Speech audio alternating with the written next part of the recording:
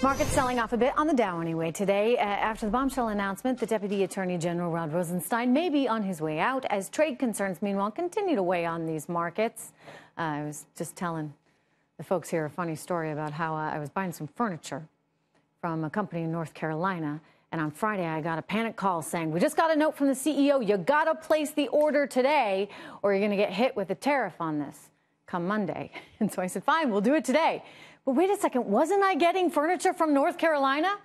Apparently, some of it is assembled, or maybe it's assembled in North Carolina. Some of the parts come from China. Anyway, tariffs are going to have an effect on the economy in some way, shape, or form. And that's, of course, affecting the Dow. Joining me right now with more, Fairfax Global Markets CEO Paul Dietrich and author and founder of Bullseye Brief, Mr. Adam Johnson. Can you believe that?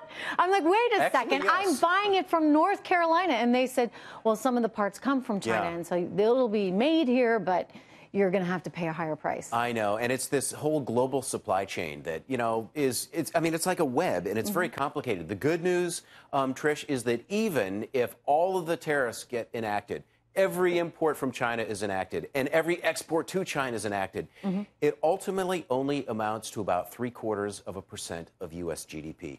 It's not great, but we can get through it. Yeah, no, 0.75% of U.S. GDP, agreed. Not great, but I also agree we can get through it. And the danger, Paul, is if we don't deal with this, as General Jack Keane said earlier in the program, we're going to have a whole other host of problems on our hands, because the bigger China gets economically, the bigger, of course, their military can get. And we haven't bothered, Paul, to fight back, not until now.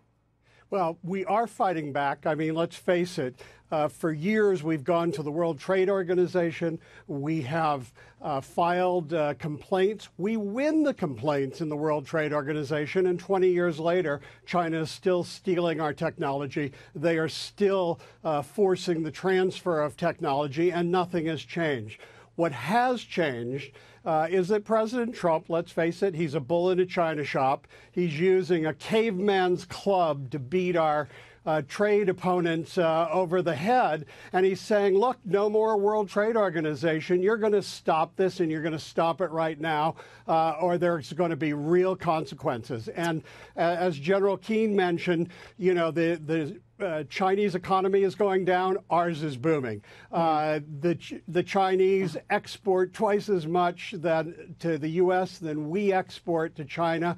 This is a game of chicken, and the U.S. is driving a Mack truck, and the Chinese are driving a VW Beetle, and eventually they're going to get crushed unless they turn off and become more reasonable and stop stealing our technology, which is, in the long term, the crown jewels of the U.S. economy. I like that analogy, especially with the Beetle.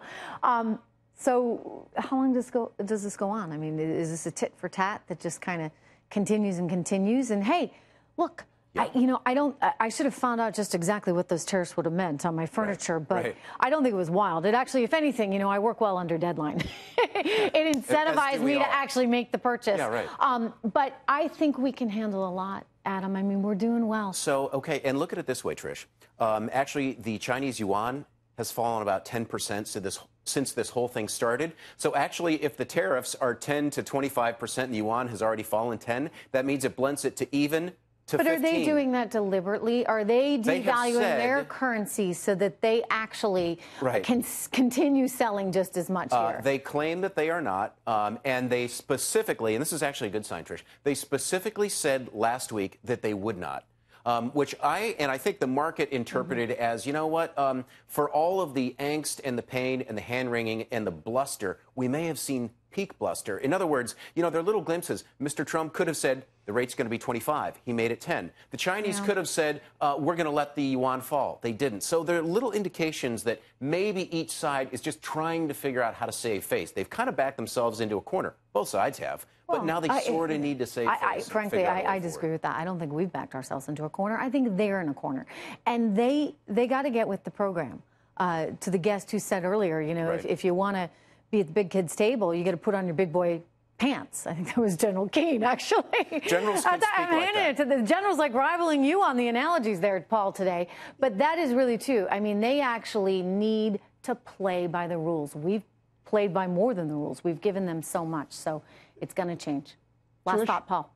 Well, Trish, you know, I think it was Goldman Sachs recently, or Morgan Stanley, did a survey that even if all the tariffs that have been proposed, even the 25% tariffs, go into effect, and let's assume that there's going to be equal tariffs on the other side, it would cost the average American family about $200 to $300 a year. It's just not a lot of money. Yeah. And think about it. Farmers have been hurt by these tariffs in China, but food prices have come down for most Americans. And a lot of the stuff that we buy from China, especially the clothing, things like that, we can buy the same clothing without tariffs from Vietnam and Cambodia and other countries. We are just not, I mean, this thing is so overblown. You're right. Thank you. You're right. It is overblown. It is overblown. And by the way, China's way too cheap. China trades, by the way, at 40, its market cap is 40% of its GDP. That's where Ireland trades. It's ridiculous. China, Ireland, no. China's too cheap. We'll get through this. I'm actually buying Chinese stocks. I do like the fact that we're playing tough. It's going to work out. And we can get more ideas, right? I'm buying Chinese stocks, too. Okay. Are you? Good man. All right. Good to see you guys. Thank you so much. We'll be right back.